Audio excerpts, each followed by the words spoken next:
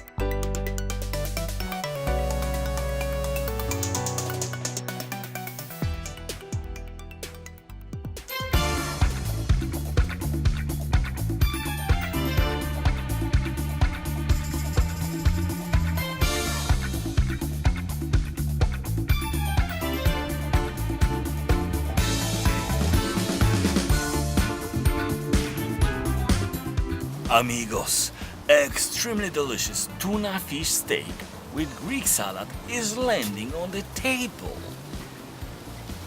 Bon appetit! Bon appetit very much. Sorry, Senor Steak, I start with you this adventure.